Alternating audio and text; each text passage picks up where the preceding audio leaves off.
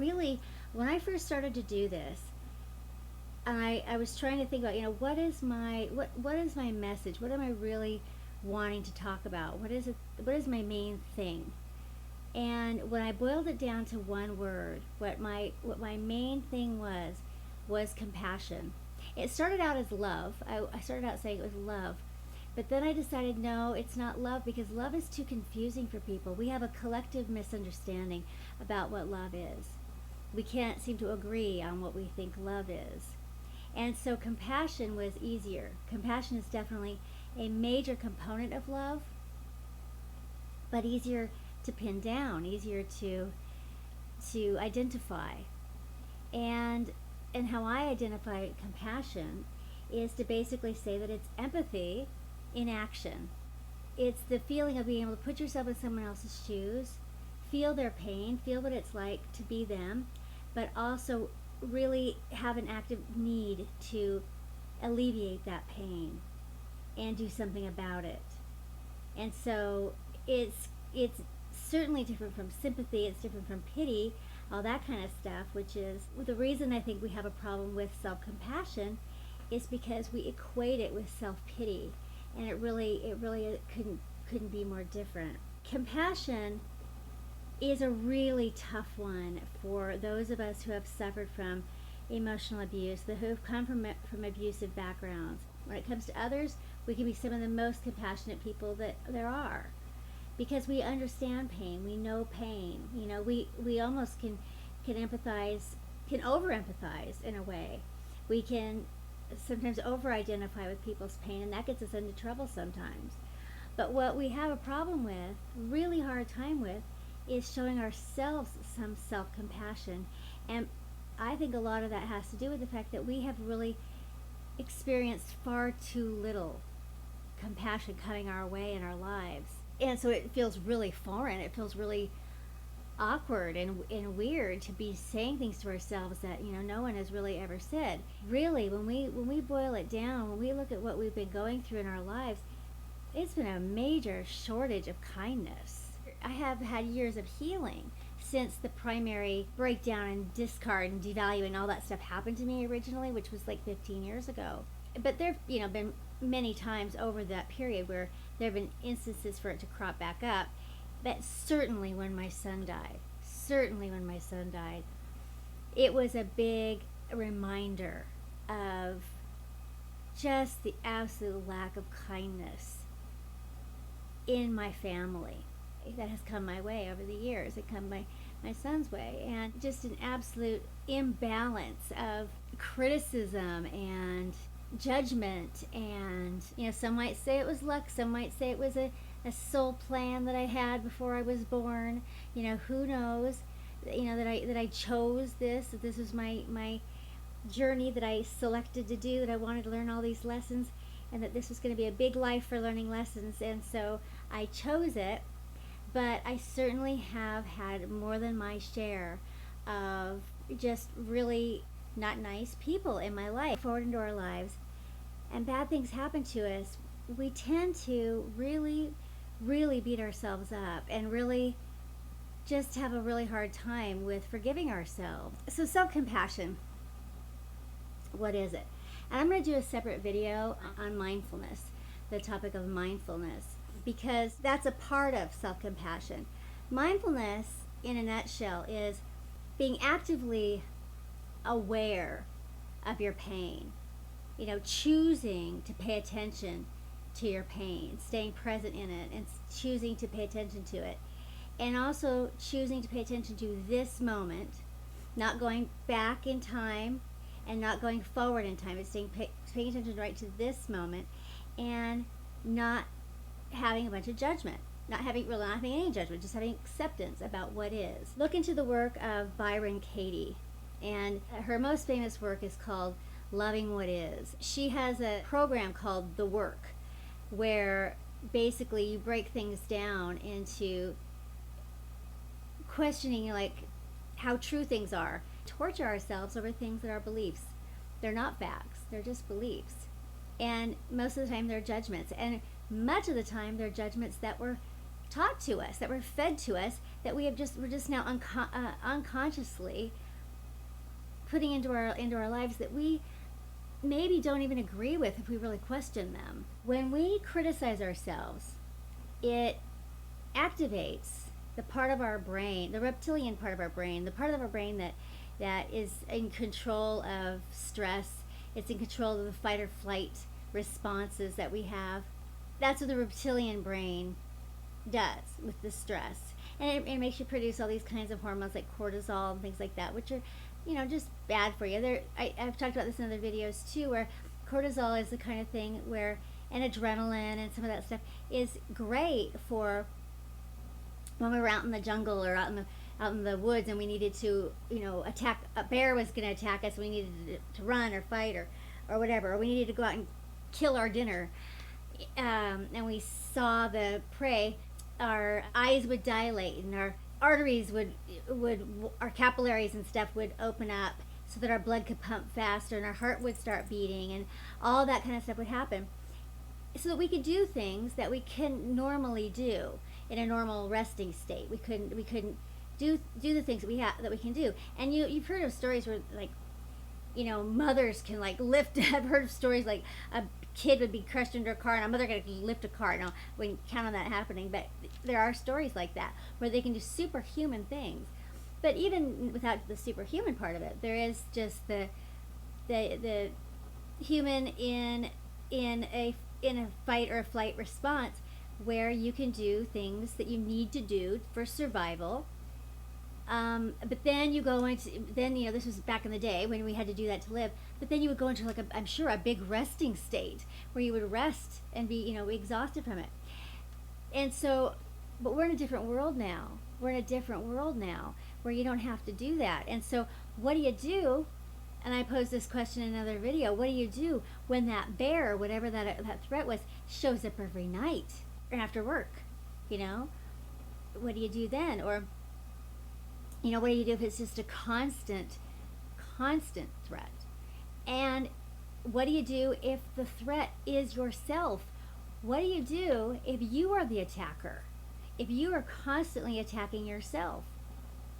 And that self-criticism and that beating yourself up is exactly that. If you're constantly telling yourself the messages that maybe you heard when you were a kid from an abusive parent, that you weren't good enough, that there's something wrong with you, that there's something wrong. This is a big one, that there's something wrong with what's happened and with you, that your problems are unique and that you are especially a mess, that you are especially flawed. And it's funny because when we talk about mindfulness and observing our pain and all that, and you might think, well, people say, well, isn't it obvious? I mean, your pain, obviously we're in pain, and why do you need to pay attention to it? But the fact of it is that we're really not that aware. When something bad happens, we kind of lose perspective and we become very egocentric, and it becomes very much like, why did this happen to me? What's wrong with me? Why do I keep doing these things? What am I doing wrong? This kind of thing becomes how we start thinking. We may not be thinking like that. We may not think that self-centered any other time, but in a crisis time we can start to do that. And it's important to remember, this is a really important thing to remember, that while there might be things wrong, while there might be something painful going on, that's how life was designed. That's how the human experience was supposed to be. And that's how relationships were supposed to be. Relationships are the classroom of human life, of human existence. And this physical existence that we came here to do, the whole program of it is to learn. It's to grow and to learn. And part of growing and learning is pain. Is pain, and learning how to navigate pain, learning from that pain, becoming bigger and growing into a bigger person because of that pain, becoming more because of the pain. The way to do that is to lean into it, be mindful of it, and grow from it, be compassionate with yourself and get through it that way. Not turn away from it, not avoid it, not pretend it isn't happening, not do drugs, not get into it. There's all kinds of ways that we can avoid being mindful when something bad happens. There's all kinds of ways that we can avoid being there for ourselves. The reason we do it, of course, is because we want to feel better. We want to feel better. But the problem is that feeling better in the long run and feeling better in the immediate are two different things. And of course, the drugs are the perfect example of that. And of course, that's what my son got into. He had complex post-traumatic stress disorder. He was in terrible pain, emotional pain, a lot of the time. He had a lot of things that were going on with, just confusing things that he hadn't yet processed, depression, anxiety. And those depression and anxiety are telling you something. Those are clues to something, that something isn't right, that something is wrong in your life. That's what those are. That's what your emotions or your feelings are trying to tell you. They're trying to tell you there's something wrong. And so if you are constantly just trying to get numb to that, you're not being compassionate with yourself, you're not being mindful with yourself, and you're not going to grow from it, and you're not going to get better. That's the biggest problem with doing drugs. As you're not growing and you're not going to get better. They make you feel better right now, but then it's so short-lived, then you ultimately feel worse. And so this was, of course, the ongoing dilemma. And I kept hoping that there would be other ways that he could, there are other ways to feel better, right? Music is a big one. Music is huge. We have a mammalian brain. So the fight or flight thing is activating the reptilian brain, but the antidote to all those things that are activated by the threat defense in the reptilian brain takes place in the mammalian brain.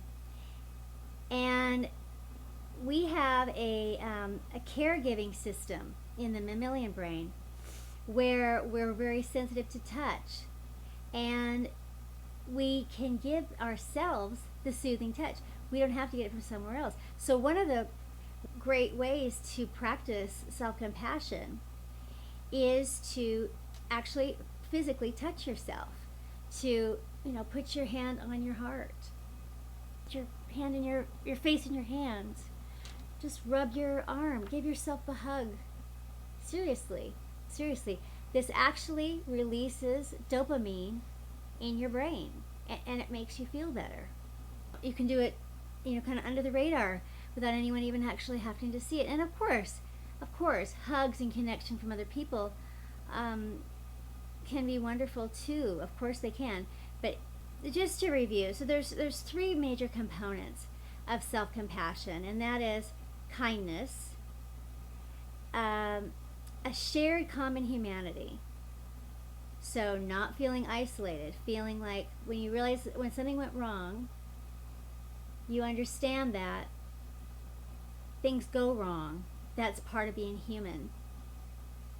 Part of the human experience is that things are going to go wrong, and things are going to hurt, and things are going to, none of us signed a contract that said, I'm going to have a perfect life, and I'm going to have a perfect relationship, and I'm never going to feel pain, I'm never going to make a mistake, and no one's ever going to hurt me. And no, we didn't. We never got to sign that contract. We came here for a human experience in the physical, and we are going to have that experience, and it is full of pain. And the main teacher are relationships. That's the main teacher. And then, of course, the third part is mindfulness, and that is being aware of your pain. So when something bad happens, you accept, you acknowledge it. Something bad happened. This is going to take me a minute. And one of the problems, another thing that we do, and men in particular do this one, is that we get right into problem solving, right into problem solving mode. And the problem with that is that we're not in the best frame of mind to come up with good solutions when we're in crisis and we haven't shown ourselves any compassion. So there's that.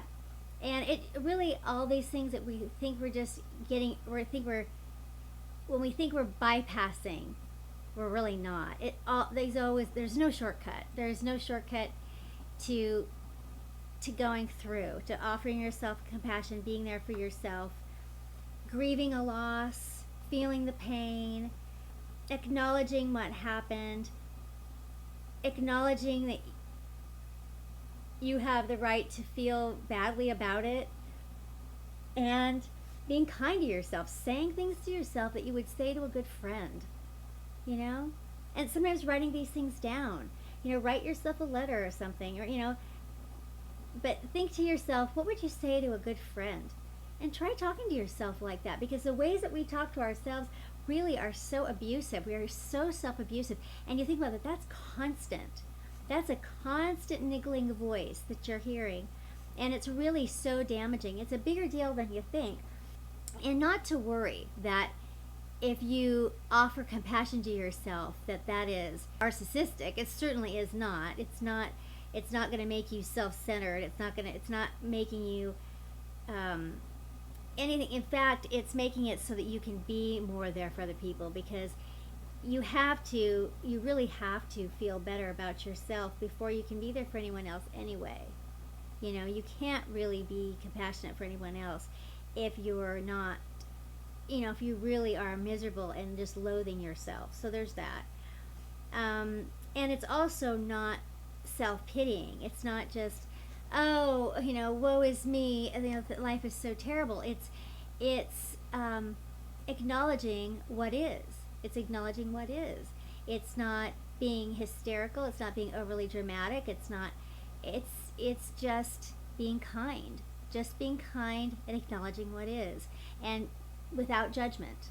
Without having criticism, without having judgment, without having to problem solve, without doing anything. Just being kind, mindful, and accepting. Accepting of your suffering, being aware of your suffering. All that I did to avoid suffering in my life, or that I did to deny suffering, or that I did to try and act resilient or tough, really backfired and made my suffering longer and way more intense and way more destructive than it needed to be. If I had been able to offer myself self-compassion, I would have gotten out of abusive situations a lot sooner, because I would have said, no, this is not okay. This is not okay for me to be treated like this. There would have been that, and I would have been able to heal. I would have been able to heal a lot sooner, and because I would have given myself some of the kindness that I just wasn't getting from anywhere else. But I had a lot of myths, and I had a lot of things I had to work through, and I just, I hadn't seen any. I hadn't seen. No one had been. There had been just no compassion in my family. No one had shown me compassion, and so it was a foreign concept for me.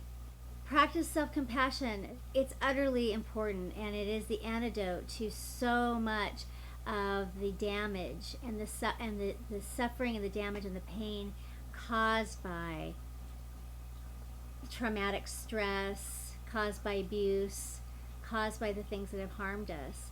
And don't forget the soothing touch. Don't forget to touch yourself. Okay, guys, thanks a lot for listening, and give me a thumbs up, and I will talk with you real soon. Okay, thanks a lot. Bye-bye.